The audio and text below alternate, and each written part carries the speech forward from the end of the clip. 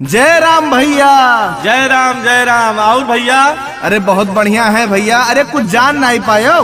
हाँ अरे अपने बेलुआ बरियारपुर से सुखसागर भैया चुनाव लड़ा है अब की। हाँ भैया, सुखसागर भैया बहुत नीक आदमी है। आधी रात पछिलारा सबके फोन उठावत है, 24 घंटा सबके मदद करते हैं। बिल्कुल भैया। हाँ। अभी जान लो कि सुखसागर भैया का है जितावे है अब की। हाँ भैया, आपकी उन्हीं का हम वोट देवे और उन्हीं का जितावे है। अब की अपने बेलुआ बरियारपुर के प्रधान बनावे है। हाँ बिल्कुल, उनका प्रधान बनावे है। हाँ भैया, अपने सुखसागर भैया 2000 से 2005 तक प्रधान रहे। पूरे अपने ग्राम सभा बेलवा बरियारपुर के किस्मत बदल दी है ना भैया। बिल्कुल बिल्कुल किस्मत बदल दी है भैया। हाँ भैया, फिर से उन्हें जितावे है और अपन प्रधान बनावे है। चलो सुखसागर भैया मिली आवाज। चलो। बेलुआ बरियारपुर की जनता जिंदाबाद जिंदाबाद जिंदाबाद। सुखसागर भैया जिंदाबाद जिंदाबाद जिंदाबाद। आपका नेता कैसा हो, सुखसागर भैया जैसा हो।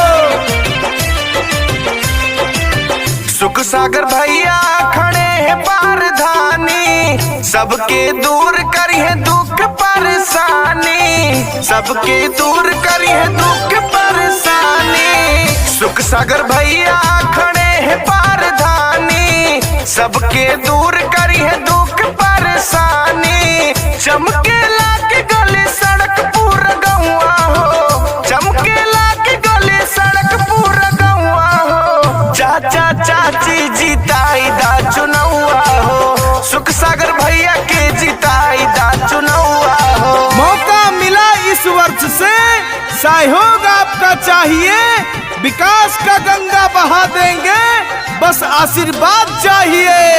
बेलुआ बरियारपुर की जनता जिंदाबाद जिंदाबाद जिंदाबाद। सुखसागर भैया जिंदाबाद जिंदाबाद जिंदाबाद। आपका नेता कैसा हो, सुखसागर भैया जैसा हो। बेलुआ बरियारपुर में होई विकास हो, सुखसागर भैया है सबके ये खास हो, सुखसागर भैया है सबके ये खास हो। सुखसागर भैया जैसे मिली है ना नेता हो, सब जनता के बड़े भैया चाहता हो, सब जनता के बड़े भैया चाहता हो। विजय बनाती पड़ी सबके पौआ हो, विजय बनाती पड़ी सबके पौआ हो।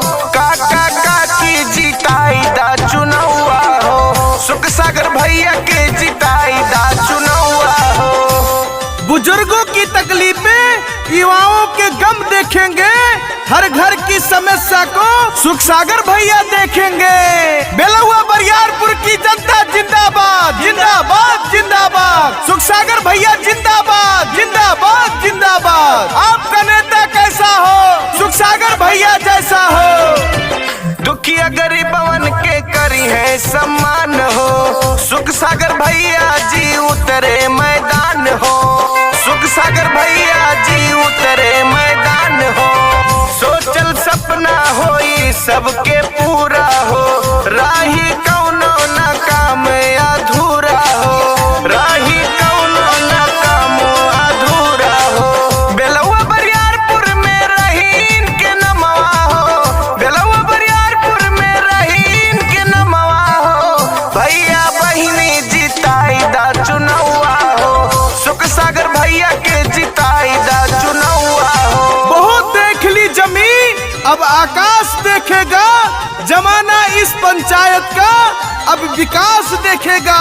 बेलुआ बरियारपुर की जनता जिंदाबाद जिंदाबाद जिंदाबाद। सुखसागर भैया जिंदाबाद जिंदाबाद जिंदाबाद। आपका नेता कैसा हो, सुखसागर भैया जैसा हो। आप करेंगे समर्थन हमारा,